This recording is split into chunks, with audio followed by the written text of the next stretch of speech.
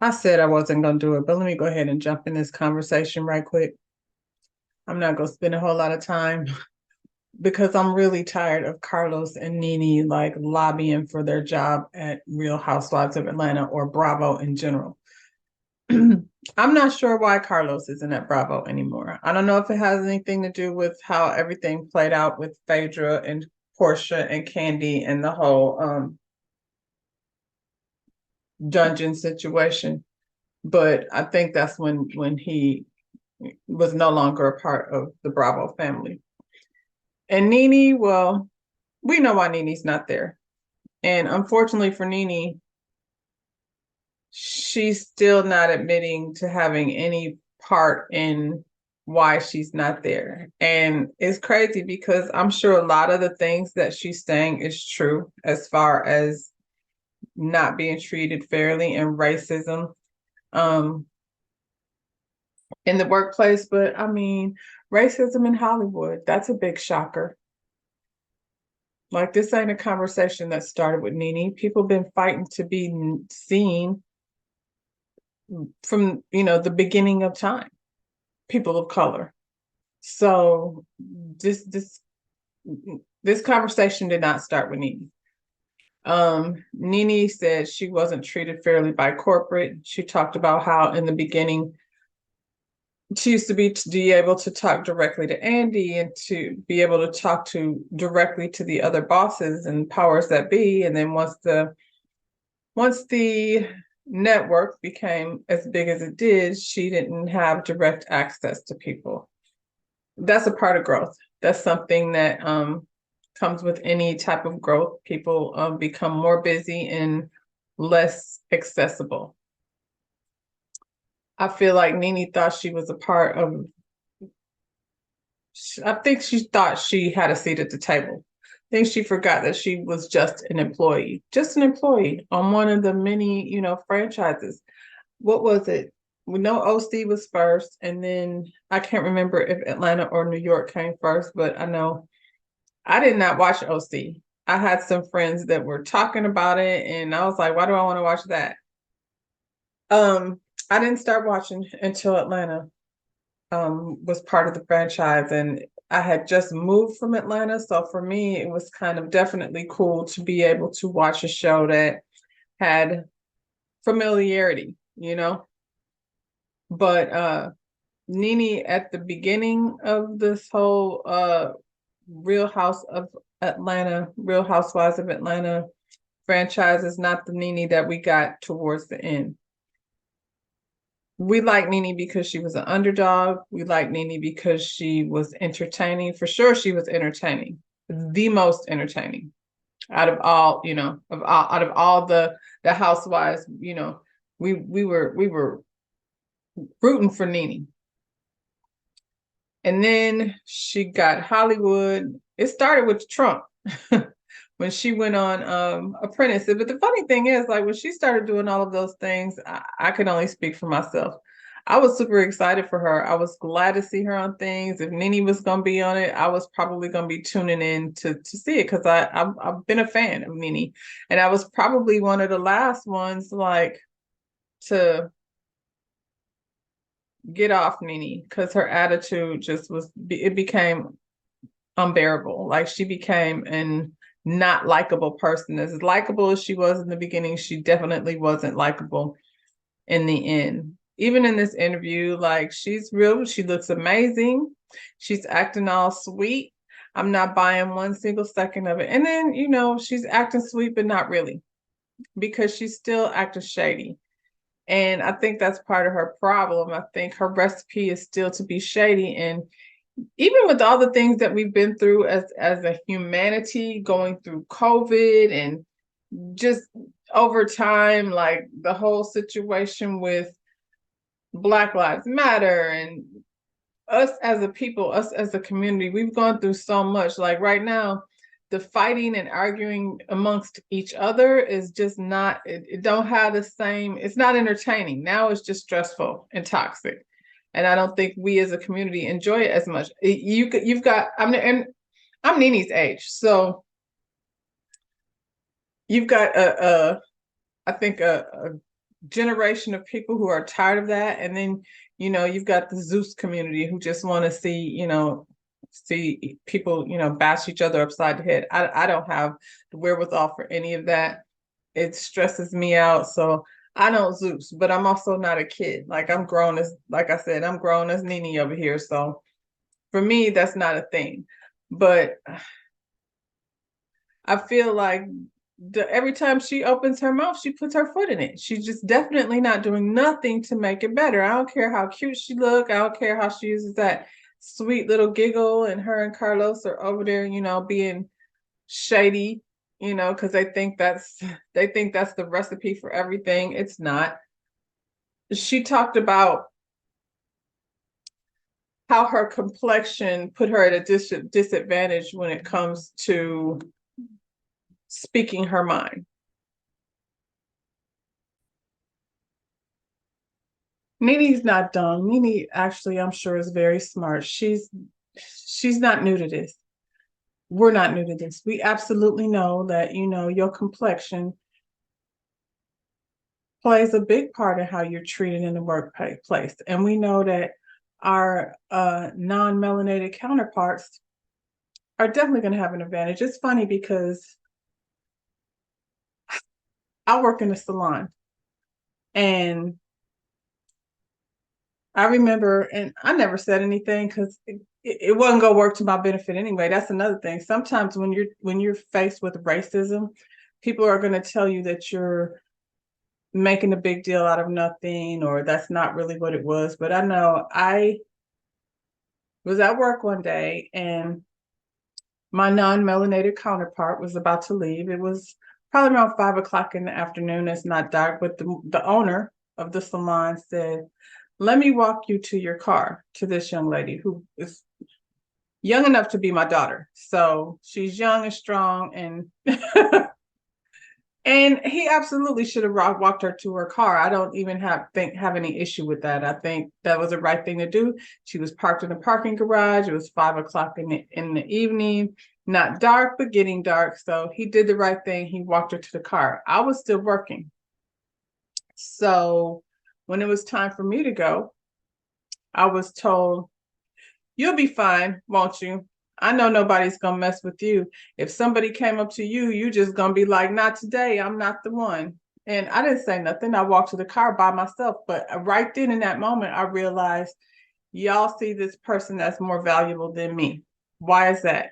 Because she's young and strong. I mean, I ain't old or nothing, but I'm just saying, I'm older than her, and I'm still a woman. So the only conclusion I could come to is that I'm less valuable than her. So I think Nene is grown enough and have experienced enough life to know that you're not equal. You're not equal to your non-melanated counterparts, not at all. So when you talk about Bethany Frankel being able to speak her mind much more than you and not have the same consequences, yeah. Yep, that's just how corporate works. That's how Hollywood works. That's how this America that we live in works. You are not new to that. I think you, like I said, smart enough to know that. So when you say, "I've been saying this," were you really saying it? Because it didn't seem like you were saying it until the episodes became lesser and lesser. I feel like when you thought you were the head honcho around there, it wasn't an issue. You said yourself, Kim Zolciak was on the show, and the requirements for her were not the same as the requirements for everyone else. You have a Black cast of women and Kim Zolciak, who was not required to go to any of the trips because the trips are stressful, and she was always able to leave. Once she got married to Croy, hell, he was sitting outside. And y'all have talked many times about how long the scenes are and how you have to be there all day. Not Kim. Kim came through, said what she had to do, and had her man sitting outside waiting on her to go. And if it was a problem back then, you stayed. You decided to stay. I mean, I know that when I decided to, personally didn't feel like that particular situation was enough for me to quit my job, but it was definitely enough for me to go, oh, okay. And by the way, the owner is not black. I mean, not white. So, he ain't black either. I'm just saying it wasn't like I was treated by a white person. It's just that in this America, you know, she's viewed as more valuable than me, period. So, like I said, I know Nene knows that. It ain't no her versus Bethany, because I don't think Bethany sued the network either. I'm just saying all of the stuff that Bethany is being vocal about now, she don't work there no more. So it doesn't affect her the same way. So Bethany already had a show. Did you have a talk show? Should you have had a talk show? Probably, but that probably was more of a Wendy Williams thing than it was a Bravo thing. And I mean, they talked about Wendy too. Wendy was not your friend. And if you didn't know that, well, then you know now, because I feel like you and Wendy are like cut from the same cloth. So, wasn't no way in the world. Wendy get on TV and interview somebody one day, it'd be super sweet. The next day, she dogging them out. And everybody knows that about Wendy. Nobody thinks that Wendy has any real friends. Nobody thought that Wendy was your friend. We were all wondering, why would you trust somebody like Wendy when we see how she is and how she does people? So that's on you, girl. If you got blackballed by networks for having talk shows and things, you can't call that racism, because according to you, you felt like Wendy has something to do with that. Possibly because at the time she was the queen of the talk shows, and she probably did have a lot of power in that area, especially having another black woman very similar to her aesthetically. And I'm not saying y'all look alike, but y'all are statuesque, blonde black women. So I'm not surprised that, she was not really interested in having, especially like at that time, you was like, at the top of your popularity. So I'm sure she felt like, yeah, having Nene have a talk show is definitely going to affect my ratings. So yeah, no, I'm sure Wendy wasn't voting for that. And you found out in that moment, like, who your friend really was.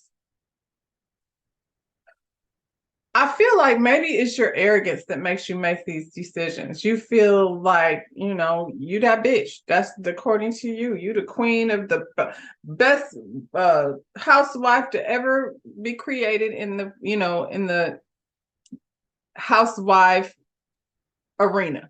You the top dog. Who's the best housewife? Who's the number one housewife? Every poll, everywhere, everyone says Nene, myself included. I know. I mean, I can't take that away from you. As far as I'm concerned, I wouldn't have been there probably if it wasn't for Nene, because I didn't find it to be that interesting. And who was there in the beginning? Nene, Sheree, Lisa Wu, Deshaun Snow. Was there anybody else? Oh yeah, Kim. But I didn't really ever count Kim. I'm just saying, and out of all of them, like, none of them were really any great personalities. So you definitely stood out amongst a group of mediocre women. No offense, but it is what it is. When asked about Andy, she says she doesn't have any hard feelings. Why would you have hard feelings? You're the one that called him a racist and a cokehead. He probably is the one that has hard feelings, because that's what you did. And you sued the network. And I believe he was named in that lawsuit. So if you're going to balance, who did what to who, he was part of a corporation that gave you an opportunity and put you on this trajectory to stardom, but your big head and your big mouth got in the way of your progress, melanated or not. Like, I think we can't always blame everything on being, black. That definitely put you in a disadvantage, but your attitude and your arrogance is what got you into trouble. And the fact that you were black didn't help. It just made it easier for them to make the decision to be like, okay, girl, we about to show you how big and bad you are. Not here, not in our house. I feel like you thought without Nene, then it's not going to be a success. And, 15 years later, they still here. So, but and that's what any corporation, everybody's replaceable. Everyone is replaceable. I don't know. She said she wished her and Andy could find their way back to whatever it was they had. I mean, I guess, Nene, I don't think you and Andy were friends. You weren't even co-workers. Andy was your boss, and you were a part of a reason why his show was a success. So of course y'all had a good relationship because you was helping his pockets. So I don't think it was a friendship. That's just not how that works. You find out who your friends are real fast when you're in a corporate situation at work. Carlos asked her, does she want to go back to Housewives? And she said, not for herself. She'll go back for the fans. Lie. So that's all I have to say about that. Lie. I don't think you do anything for anyone except yourself. So if that was the case, she wouldn't be talking about it so much. I have never had a job that I spent that much energy talking about. Once I'm gone, I'm gone. It's part of my past. It's not a part of my future. And if you're that girl, why aren't you putting energy into whatever your future is, whatever the next project is? I don't understand. You got your boy Carlos over here. He's the king of whatever he called himself the king of. You got the king and the queen. What's going on? Why are we making things happen? Why are both of y'all so focused on? You had an interview, a 2-part interview, an hour each, and y'all spent the whole time talking about Bravo and the Real Housewives of Atlanta. And y'all could have really spent that time talking about Nene and what she wants to do and what's next. What you got going on, Nene? Because if you had something going on, you would have talked about it, but you didn't. You talked about the job you used to have over there at Bravo and how much it sucks without you.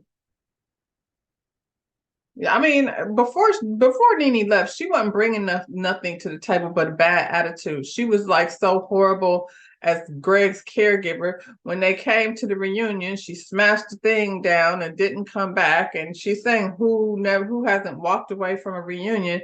A couple of you people have walked away, and then they walked on back. So. And then again, that was like in the height of a pandemic where we did not know what was going on. Everybody came on the other side of that different. We not still out here trying to read people, and that's that old way of thinking. And you're old in comparison to where you were in the beginning. You should have grown from this point. You should not still be in this same place where you're trying to read a bitch, because we don't care about that. That's so silly. We reading 50 some years old, damn near 60, but you want to be reading somebody. She doesn't think any of those girls over there are stars. There's no stars over there. Candy ain't a star. The camera don't like Candy. And I'm like, Candy started out as a teenager. She been working. She was a star before she got there. And when Candy got there, I was excited about that because, like I said, I lived in Atlanta and she was from Escape and, she's done all this great music. And so I was excited about Candy. Is Candy an over-the-top personality? She is not. But can you imagine? I guess if everybody's over the top, then we'll be like Zeus over here punching each other as soon as this camera start rolling, because everybody can't be that. You hated, was hating on Candy from the get, because I think you were intimidated by the success and the youth that Candy brought, because she was younger than you. And for a lot of women, that's a threat. And you were the one over there with the happy, the happy marriage until it wasn't, and you divorced Greg, and then you came back, and all that stuff you were doing over there. At least I guess you had that going on in your life, and it was interesting to watch, to see how it was all going to play out. But Bravo did give you a show. They gave you the wedding show, and you brought Marlo and Cynthia and half the housewives over there with you. Carlos is so shady. So he gonna ask her, is Candy overrated and overpaid? And of course she said yes. So we still coming for Candy. I think this is completely ridiculous. you said yourself that you and Candy didn't really have no big, beef between you, and you seem to think Candy is over here holding a grudge. I do not think she's holding a grudge. I think Candy is over there growing her businesses and being successful as she always has been, and long before she got to Real Housewives of Atlanta. I feel like if Candy's no longer on this show, she has relationships with people that will definitely keep her in the spotlight. So Candy don't have nothing to worry about. I definitely know Candy would not be somewhere begging Andy Cohen and the powers that be to give her job back. I don't see that. I think everybody has a time when it comes to this. And it's not even just you. They've got rid of all the OGs. Vicky's gone. They brought Tamara back. I don't know why. I ain't been checking for OC because I don't really like the rest of those girls over there. But Vicky's gone. She was the original. You keep calling yourself an OG, but Vicky was the original OG. Vanderpump is gone. She has her own show. Is that what you wanted? Because I do remember you was out there talking about, you told Lisa Vanderpump about a spot and then she scooped it up on you, and then where you at? Next time you will quit telling folks what your plan is until you execute it. Vanderpump, no longer on Housewives. Who else? New Jersey holding on to Teresa, but for me, Teresa has never been like an anchor, so to speak. That was Manzo. That was the anchor. And when the Manzos left, to be honest, that show never really was the same again. I think for me, Teresa don't hold it down. She's a hot mess. To me, Teresa's a supporting actress. That's why she's obnoxious, because she really isn't the star as much as they try to sell it. I don't watch any of the rest of them franchise. New York, the new New York doesn't have a breakout star yet. They're working right now as an ensemble cast. And the old New York, who was the star? Because Leanne thought she was the star, but they let her go. And see, these things have happened to other housewives. Kenya got let go, and then she came back. Sheree gets let go every other season. Leanne got let go, demoted down to a friend of Jill, who thought she was the star of the show. She got booted. So it's not just you. There's been housewives. Jill been begging hard as you have to come back to the damn housewives. Why don't you and Jill get together and try to have a show together, since y'all are, begging for this old job back so daggone bad. My point is, like, not everybody has had shows with Bravo. Candy did, and Bethany did, and you did. Portia has. It was terrible. So hopefully we won't be seeing any more of that. But they gave it a shot, and they're gone now. So, don't say they didn't give you a shot, because they did give you one. We had your wedding special. And calling these ladies overrated and not stars, Potomac. They love Giselle. We don't.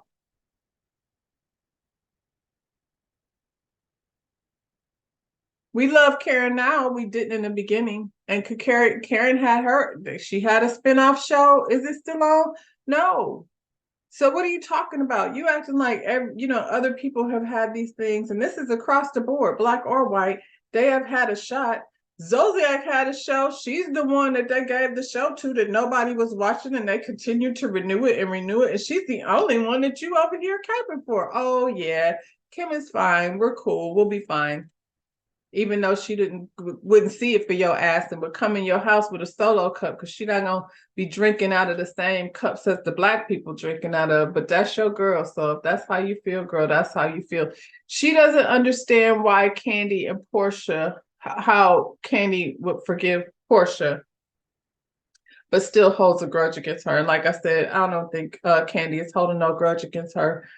Are Candy and Portia friends, or does she just decide she wasn't really trying to put no energy into that? Like, I feel like when you see people out in public together, that's not the same thing as, like, do Portia be coming to her house and hanging out? I doubt it. I think they just are cordial in the same space. And Portia's fun. So it's probably not that hard to, like, not be mad at Portia. I don't think they're friends though, not like that. And I don't think she holds a grudge against you either.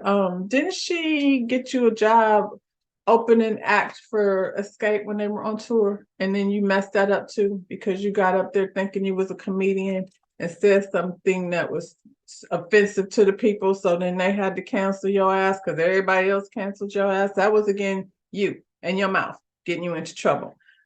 I ain't heard Candy say nothing about that. I think she really didn't want to do that too. She liked, having you host the show, but you know, she had to respect her other band members and it was gonna affect their bag, so they had to let you go. Can't be out here fumbling bags for other folks. They not gonna let you do that. You do that with your own money, you fumble the bag more than once. And so whose fault was that? Now you want to say Candy is holding a grudge against you. How somebody holding a grudge against you but trying to help get you paid at the same time? That don't even sound right. So during this whole interview, her and Carlos sit there bashing people. Carlos like tossed to the ball and she go ahead and bat it on out of the park for him. It was a tag team situation. Anybody that he doesn't like, he set her up. She, cracked that bat and boom. Kenya get it. Bam. Cynthia get it. Boom. Candy get it. Only one that she didn't like really come at crazy is the ones that she feels like she can be in alliance with, like Kim Zolciak, Marlo. Marlo got a peach now, so yeah, I'm not gonna say nothing too much about Marlo, but the last we heard, you and Marlo was in the restaurant not saying nothing to each other, across the room seeing each other but not seeing each other. But now she cool. Does she have any friends, Nene? Carlos ain't your friend.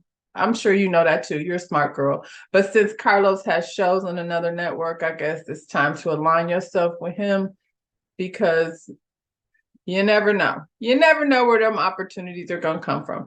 Hopefully, if you do get an opportunity, and honestly, if Nene had a show, I'll watch. But what you got going on? And you set up at the end of this video and was like, before I go, let me tell you what I got going on. And then you didn't tell us nothing. You told us about an organization of women who empower. You want to empower, if you want to like have a business and this and that and the other. Whew, every time I get in front of this dang on light, I start yawning. And I'm pretty sure I heard about this a few months ago, and it was some situation where you can't even be involved in this whole thing unless you making over $100,000 a year or 200,000. They got a salary attached to whether or not these people can be involved in this organization that she's promoting. So I don't know who she's trying to empower, but not anybody broke. And you would think those are the ones that need the most empowering. That's interesting. I think, they keep talking about the ratings of these reality shows and why is it failing now compared to before? According to Nene, it's failing because she ain't there. And, according to the rest of us, we just tired of reality shows and the fake and phoniness of it all. She says she doesn't watch the shows. I don't believe her because then she turned around and said, she heard that Marlo was reading Candy and that Marlo is the most entertaining thing on the show. No, she's not. Marlo is the reason why we hate the show for the most part because she's gutter and nasty and low blow, type bitch. And yeah, we don't think Marlo's entertaining. We feel like we're being pushed. We're being forced to deal with Marlo because somebody decided that they want her there. And it damn sure wasn't the fans. Is she reading Candy? She's not. It's not a read. It's her being obnoxious and saying nasty lies, actually. Her reads don't, first of all, they're not funny. And second of all, they're not true. Her and Sheree are over there being ridiculous. She says she should be bigger than Kim K. I'm not sure why Kim K is even a part of this conversation.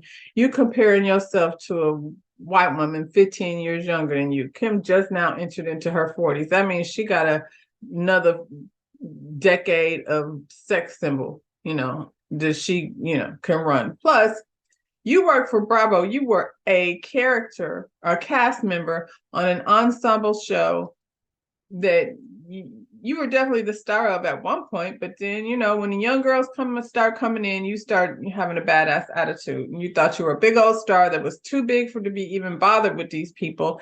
Every time you had a scene with someone, if they weren't kissing your ass, then you felt like you were above them, and it wasn't fun to watch. It wasn't fun to watch. We would be sitting home like, Nene, come on, don't do that. But you're that bitch. Let Carlos tell it. He gets just blowing your head up so you can be ridiculous and rude and not as likable as you used to be, and that's too bad. Kim K is over there. Her mother, Kris Jenner, negotiated a deal for their family. That's their show.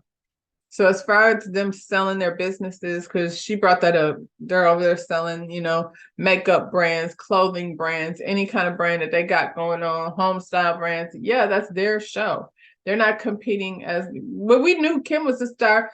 You want to be a bigger star than Kim? Like, even her own family members are not bigger stars than Kim. That it just is what it is.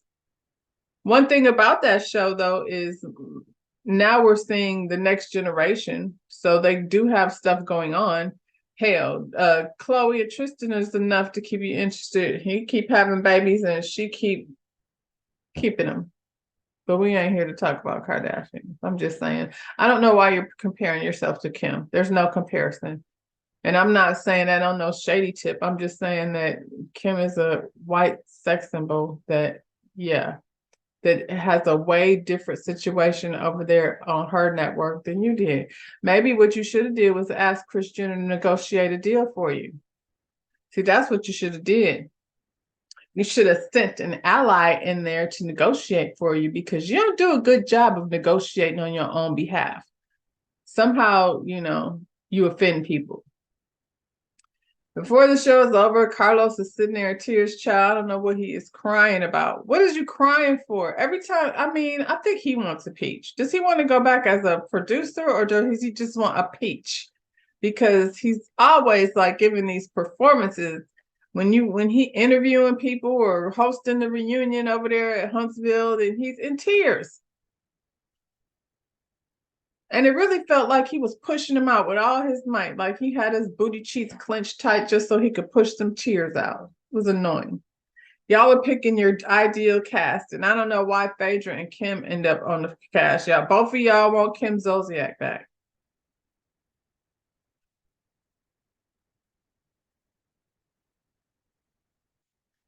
So before it was over, Carlos said he called her because she brought up that when he had the housewives, the OG housewives on his show, Carlos with the King, or whatever the hell that show was that's no longer there, because I don't know why. He was over there trying to mimic everything Andy Cohen had going on. And she said she doesn't think Watch What Happens Live would have been successful without the Housewives franchise. And I would agree with that, but that was a part of the launching of the Bravo network. So, and even that's not getting the ratings it used to. It's been years. People are on to the next thing. But Carlos did call her and ask her to be a part of that, and she declined. She says she's not ready. Now she's saying, if I had known it was a reunion of the Housewives, I would have gone. Well,